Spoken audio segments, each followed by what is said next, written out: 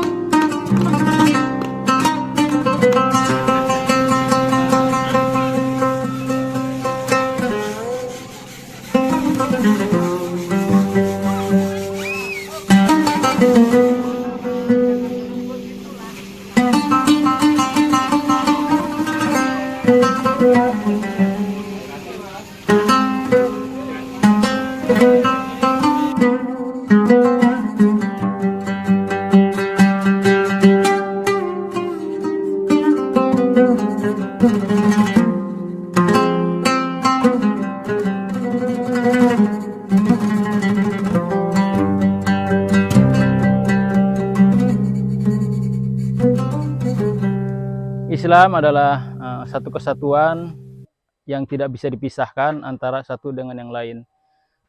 Selama dia mengaku bertauhid la ilaha illallah Muhammadur Rasulullah, maka itulah saudara, sebagaimana yang menjadi keyakinan kita sebagai umat Islam. Dan Muhammad sebagai nabinya dan bahkan nabi terakhir. Jadi kalau ada sekelompok orang atau yang mengaku-ngaku ada nabi palsu, sudah dipastikan kita menolaknya itu. Karena sudah jelas keterangannya bahwa Nabi Muhammad ini yang kita yakini sekarang ini nabi terakhir. Jadi tidak akan ada nabi lagi setelahnya.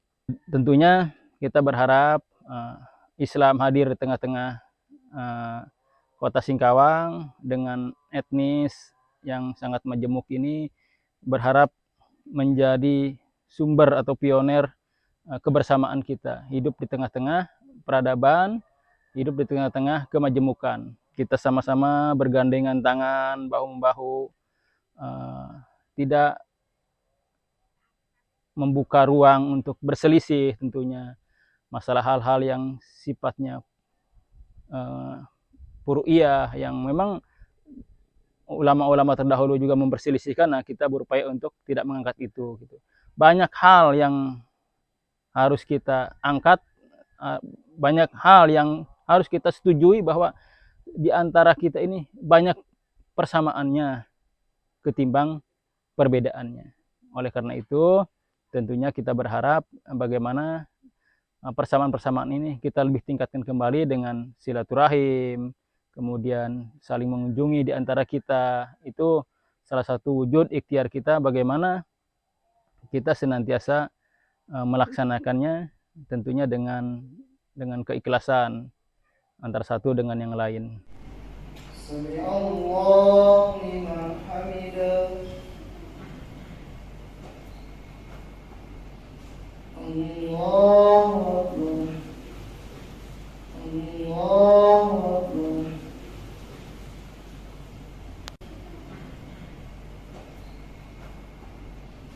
Allahu Akbar.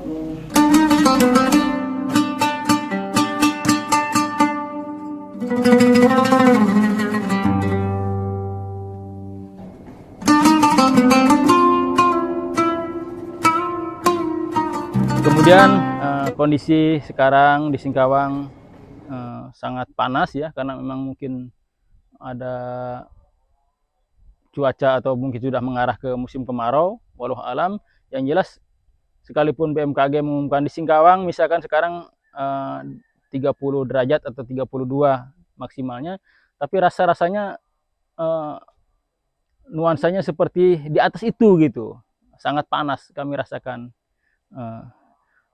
Tapi tidak mengurangi semangat kami yang ada di Singkawang melaksanakan saum di bulan Ramadan ini. Alhamdulillah sekalipun kondisi sangat panas dan berdebu, kami bisa melaksanakannya. Lebih-lebih kami sudah menjalankan kegiatan Ramadan ini dengan buka bersama. Begitu hari pertama Ramadan sudah kita lakukan buka bersama di masjid. Kalau kita bahas tentang keindahan berpuasa atau saum, jangankan makan minumnya, mandi saja itu terasa nikmat sekali. Kedua, selain kita laksanakan buka bersama, kemudian juga kita di akhir Ramadan ini, di 10 hari terakhir kita berupaya untuk mengamalkan apa yang disebut dengan itikaf. Itikaf ini secara bahasa ya mungkin berniat untuk berdiam diri di masjid. Itu sasaran intinya seperti itu. Namun ada beberapa yang punya kemampuan berbeda tentunya. Ada yang bisa meluangkan waktu sesaat dia dengan niat itikaf, kemudian ada yang 1 jam, 2 jam, ada yang 1 hari full, kemudian ada yang 10 hari. Nah, itu tergantung kemampuan masing-masing, tidak dibebani. Karena dari segi hukum fikihnya hanya sekedar sunat yang muakkadah, sunat yang ditekankan gitu.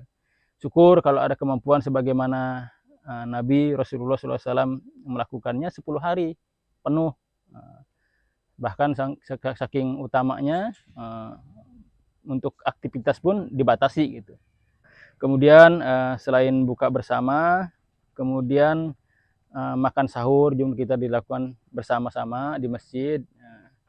Mungkin ada hamba Allah yang punya kelebihan rezeki, ingin bersedekah dengannya, ya mudah-mudahan tentunya kita yang ada di masjid, mutakifin, orang-orang yang beriktikaf, mendoakan tidak pernah putus-putusnya, tidak ada henti-hentinya, bagaimana saudara-saudara kita yang membantu kelancaran kegiatan iktikaf, baik dia bersedekah dengan bukaannya ataupun dengan sahurnya, tentunya dibalas oleh Allah dengan kelipatan yang banyak. Harapannya kan seperti itu.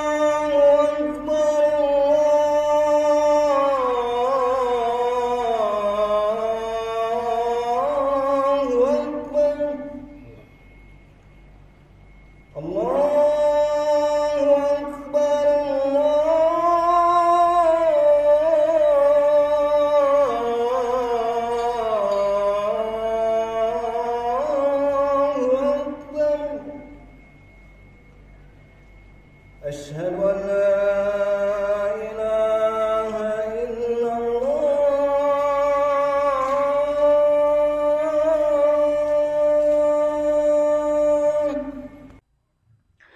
Kemudian kami di sini yang tinggal di Singkawang ini sangat merasakan indahnya hidup berjamaah.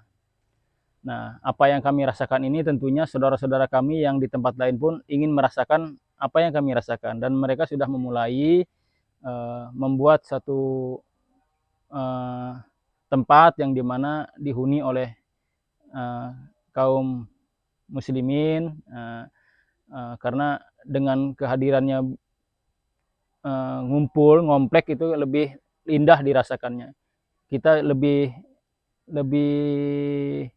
sasaran utama kita beribadah itu lebih tercapai, lebih mudah tercapai dengan saling mengingatkan, dengan saling mengunjungi, kan dekat.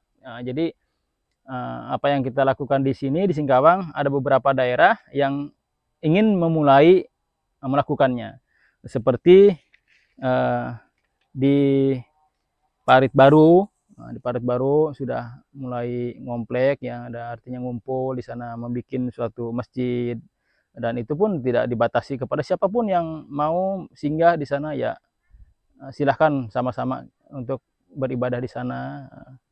Kemudian juga ada tempat lain seperti di Pasi juga berupaya untuk apa yang kami rasakan di sini, ketenangan, kenyamanan, kedamaian. Kemudian kita bisa saling mengingatkan, nasihat menasihati, kemudian kegiatan kerja bakti kita dengan mudah kita laksanakan karena kita ngumpul gitu. Dan ini di Pasi pun sudah mulai dilakukan. Kemudian di tempat lain juga selain di Pasi, di Bentrado juga sudah merintis ya. Cuman belum ada tempat yang khusus spesifik seperti yang dilakukan di Singkawang, di Parit Baru, dan di Pasi. Mudah-mudahan kedepannya memiliki tempat sendiri, artinya ngomplek gitu kan, bisa jadi ada, kalau ada sesuatu yang harus cepat dikerjakan, misalkan kegiatan kerja bakti, cepat aksesnya, mudah gitu, ngumpul gitu, membersihkan parit, membetulkan jembatan, terus kerja bakti jalan dan lain sebagainya, bisa kita lakukan bersama-sama.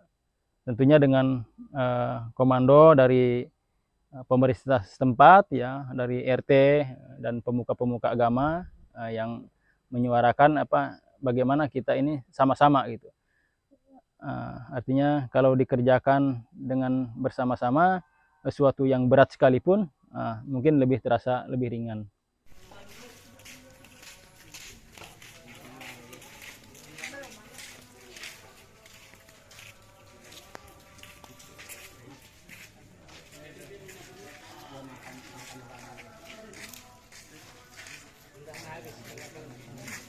Yang lain nih.